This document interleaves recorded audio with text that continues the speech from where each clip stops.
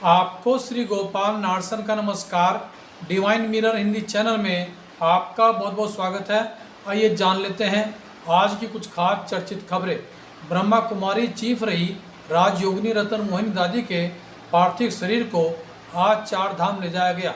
उन्हें माउंट आबू में ज्ञान सरोवर पांडु भवन की यात्रा कराई गई। 10 अप्रैल की सुबह रतन मोहिनी दादी का अंतिम संस्कार विधि विधान के साथ किया जाएगा। उनकी अंतिम यात्रा में अनेक शीर्ष गणमान्य व्यक्तियों के अलावा बड़ी संख्या में संस्था से जुड़े भाई बहन भाग लेंगे।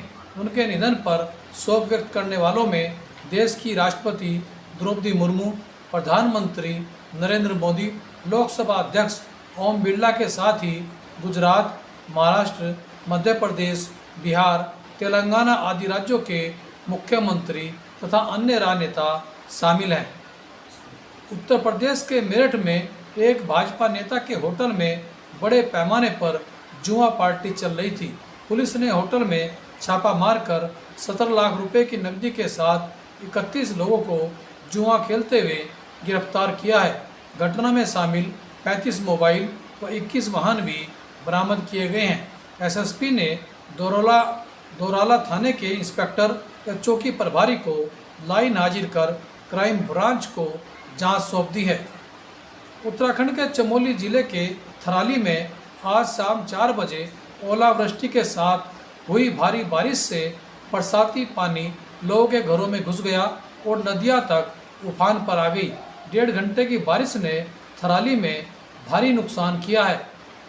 उत्तराखंड के तीर्थ स्थल श्री हेमकुंड साहिब यात्रा मार्ग पर गोविंद घाट में निर्माणाधीन पुल टूट जाने से श्रद्धालुओं को परेशानी का सामना करना पड़ सकता है, क्योंकि 25 मई से श्री हेमकुंड साहिब यात्रा शुरू होनी है।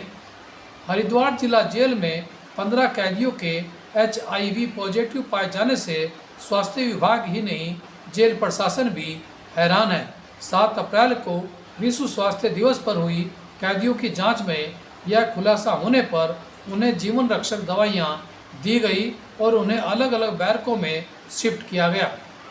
पुलिस विभाग के DIG गढ़वाल राजीव स्वरूप आज मंगलोर कोतवाली का निरीक्षण करने पहुंचे।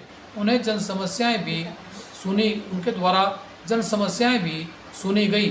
मुख्यमंत्री के निर्देश पर उन्होंने मंगलोर कोतवाली को गोद लिया है, जहां से वर्ष 2008 में उनके कैरियर की शुरुआत हुई थी।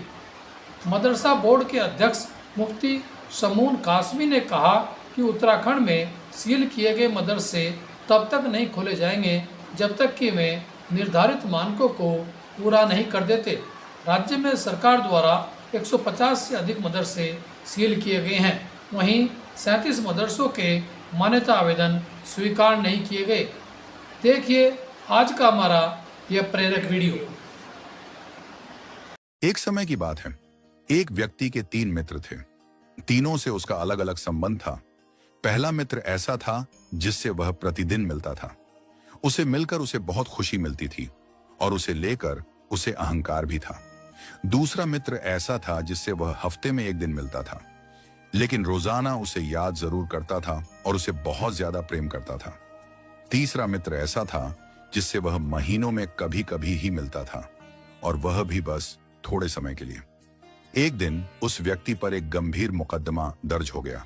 वकील ने कहा, मुकदमा बहुत कठिन है, तुम्हें कोई ऐसा गवाह तैयार करना होगा जो अदालत में जाकर कहे कि वह तुम्हें जानता है और वह मानता है कि आरोप गलत है। वह व्यक्ति घबरा गया, परंतु उसे अपने मित्रों की याद आई। उसने सबसे पहले अपने पहले मित्र के पास जाने का निर्णय लिया। वह दौड़ता हुआ अपने पहले मित्र के पास पहुंचा और बोला, मेरा प्रिय मित्र, मैं एक बड़ी मुसीबत में फंस गया हूं। मुझ पर झूठा मुकदमा लगा है। कृपया मेरे साथ अदालत चलो और मेरी गवाही दो कि मैं निर्दोष हूं। पहला मित्र हंसते हुए बोला, देखो भाई, हमारी मित्रता अवश्य है।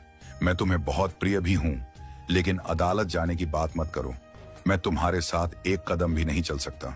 यह सुनकर व्यक्ति बहुत आहत हुआ। जिसे वह अपना सबसे प्रिय मित्र समझता था, वह तो मुसीबत में साथ छोड़ चुका था। वह निराश होकर लौट गया। फिर उसे अपने दूसरे मित्र का ध्यान आया। वह उसके पास पहुंचा और कहा, भाई, मैंने तुम्हारे लिए हमेशा प्रेम और सम्मान रखा है। अब मेरी बारी है कि तुम मेरा साथ दो। कृपया मेरे साथ अदालत चलो और मेरे पक्ष में गवाही दो। दूसरे मित्र ने थोड़ी हमदर्दी दिखाते हुए कहा, मैं तुम्हारे साथ अदालत तक तो चल सकता हूं, लेकिन अंदर जाकर गवाही नहीं दूंगा। वहां तुम्हें खुद ही अपना पक्ष रखना होगा। यह सुनकर व्यक्ति और भी अधिक दुखी हो गया। जिसे वह इतना प्रेम करता था, जो उसके सबसे करीबी थे, उसने भी अंतिम समय में साथ छोड़ दिया। अब उसे अपने तीसरे मित्र की याद आई। यह वही मित्र था जिसे वह महीनों में एक बार ही मिलता था और कभी भी अधिक समय नहीं देता था। फिर भी उसने हिम्मत करके उसके पास जाकर अपनी परेशानी बताई और कहा, मित्र, मैं बहुत संकट में हूं। मुझे तुम्हारी मदद की जरूरत है। क्या तुम मेरे साथ अदालत चलोगे? तीसरा मित्र मुस्कुराया और बोला, मैं न केवल तेरे साथ अदालत चलूंगा, बल्कि तेरे लिए गवाही भी दूंगा। और मेरा दावा है कि यह मुकदमा खत्म हो जाएगा और तू बरी हो जाएगा। यह सुनकर व्यक्ति आश्चर्यचकित और भावुक हो गया।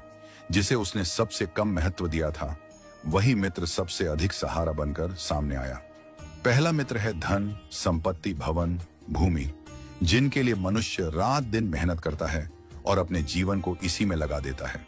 लेकिन जब कठिन समय आता है तो ये सब छोड़कर चले जाते हैं। दूसरा मित्र है परिवार, पत्नी, बच्चे, भाई बहन, जिनके लिए मनुष्य हर कष्ट सहता है। वे मुसीबत में आपके साथ खड़े हो सकते हैं, लेकिन अंतिम संघर्ष आपको अकेले ही करना पड़ता है। तीसरा मित्र है प्रभु प्रेम और शुभ कर्म, जिसे हम अक्सर महीनों में एक बार याद करते हैं, लेकिन यही हमारे सच्चे साथी होते हैं। इसीलिए अच्छे कर्मों और ईश्वर के प्रेम को कभी ना छोड़ें, क्योंकि यही अंतिम समय में हमारे साथ खड़े होंगे।